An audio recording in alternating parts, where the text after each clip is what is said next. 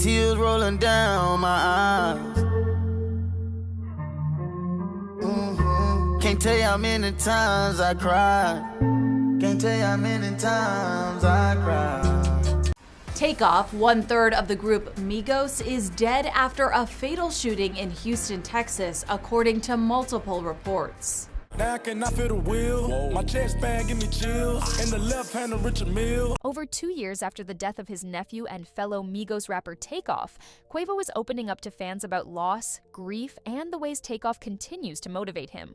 In a discussion with Jamie Crawford Walker that Quavo posted to his own YouTube channel, titled A Conversation for the Fans, the Atlanta musician gave some insight into his album Rocket Power and how he's been doing since Takeoff's November 2022 death.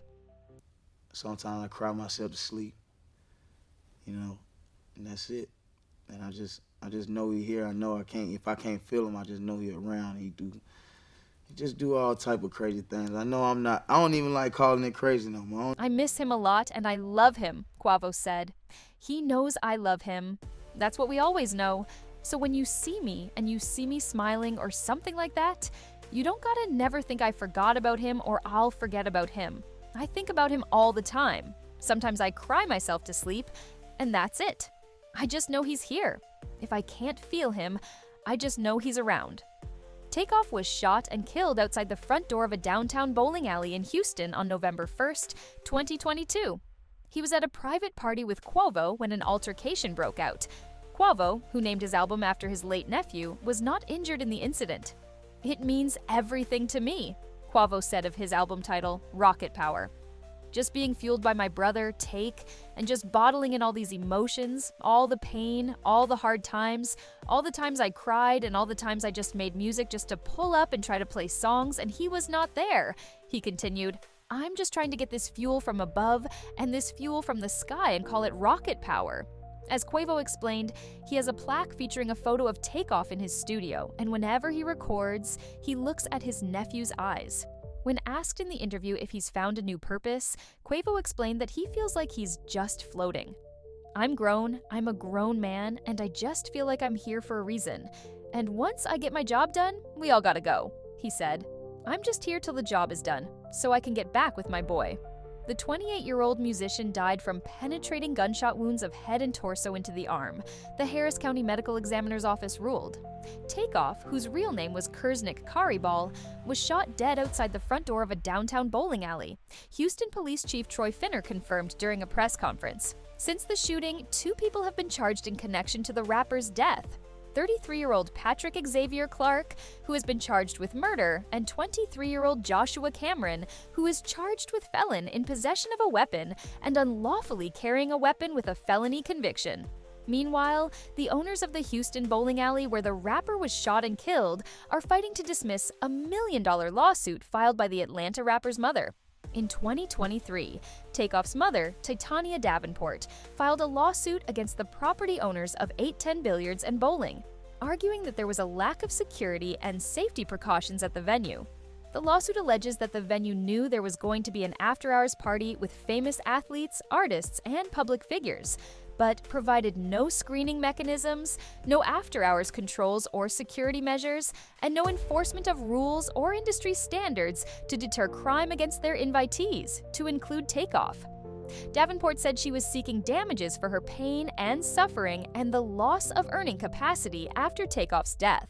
In a new court filing, the owners of the venue denied any wrongdoing and argued that the gunman should be liable for the damages. Police believe the shooting happened after a high-stakes dice game at a private party. There was an argument that happened after the game that erupted into gunshots. Takeoff was unarmed and a bystander in the shooting, investigators said. There was a lucrative dice game that went on at the event. There was an argument that happened afterward outside the bowling alley, which led to the shooting, HPD Homicide Division Sergeant Michael Burrow said. "I can tell you that Takeoff was not involved in playing in the dice game. He was not involved in the argument that happened outside. He was not armed." At least 2 people discharged firearms, according to Houston Police Chief Troy Finner. The 2 others who were struck by gunfire had non-life-threatening wounds and went to hospitals in private vehicles, he said. A month after the deadly shooting, officials arrested and charged 33-year-old Patrick Clark with the rapper's murder. Investigators say they reconstructed the shooting to confirm ballistic evidence. Through that, we were able to deduce that Patrick Clark is the lethal shooter in the case. That's why he's charged with murder, Burrows said. Migos is credited with ushering in a new era of Atlanta rap that earned the group 2 Grammy nominations and has influenced other artists. Takeoff's uncle and Migos member, Quavo, shared the speech he gave at Takeoff's funeral on his Instagram. He said that his nephew was always the quietest and funniest person in the room. Offset, the third Migos member, wrote on Instagram that Takeoff's death left a hole in my heart that will never be filled. Despite his success, Takeoff, a native of Atlanta, Georgia, died without a will, bringing attention to the consequences of dying intestate and the complications that arise when an estate plan is not in place.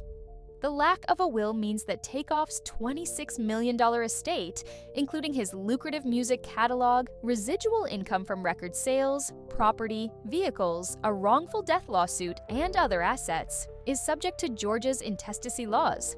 Depending on the family structure, these laws typically distribute a deceased person's assets among surviving family members, such as parents, siblings, or children. This process can be lengthy and may lead to disputes, particularly if there are disagreements among potential heirs or if the deceased has complex family dynamics.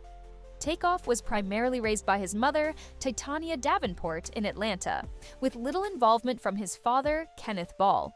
Titania played a crucial role in supporting Takeoff's musical ambitions, alongside family members like Quavo and Offset, creating a strong bond and a close-knit family dynamic within the Migos group. Despite Kenneth Ball's absence during Takeoff's life, recent reports indicate that he has shown an interest in the legal proceedings related to Takeoff's estate. This has raised concerns about his intentions and added complexity to the division of the estate. Following Takeoff's death, Titania became the administrator of his estate and is actively involved in managing his affairs, including a wrongful death lawsuit against the owners of the Houston bowling alley where Takeoff was killed. Georgia's intestacy laws, which govern the distribution of an estate when someone dies without a will, typically divide assets equally between surviving parents when a person passes away unmarried and childless. This means that despite Kenneth Ball's lack of involvement in Takeoff's upbringing, he will likely inherit half of Takeoff's estate. The absence of a will has opened the door to potential legal disputes, highlighting the importance of proper estate planning to avoid such complications. Without a clear estate plan, the distribution of Takeoff's assets could lead to contentious court battles among various family members, including his father. Ensuring that you have a will in place guarantees that your wishes are respected and helps prevent family conflict, especially in situations where an estranged father who neglected to support his child during their lifetime might otherwise receive a substantial inheritance. In Georgia, a parent can be disqualified from inheriting from a child's estate if they have abandoned the child or failed to provide support. Abandonment involves the willful neglect of parental duties and the failure to support the child, both requiring a court's legal determination based on the duration and extent of the parent's neglect. Additionally, under Georgia's Slayer statute, a person is barred from inheriting if they are convicted of intentionally and feloniously causing the death of the deceased. Their share of the estate is treated as if they had predeceased the decedent, allowing it to pass to other eligible heirs. These statutes are designed to prevent individuals who have harmed or failed to support the decedent from benefiting from their estate. All in all, Takeoff's unexpected death highlights the fragility of life and the critical importance of being prepared for unforeseen circumstances. As a young adult, it's essential to take proactive steps to protect your assets and ensure that your loved ones are cared for through comprehensive estate planning. By creating a tailored estate plan, you can safeguard your wishes and preserve your legacy, preventing complications and disputes that might arise from dying intestate. And that's it from us today. Until next time. Thank you for watching.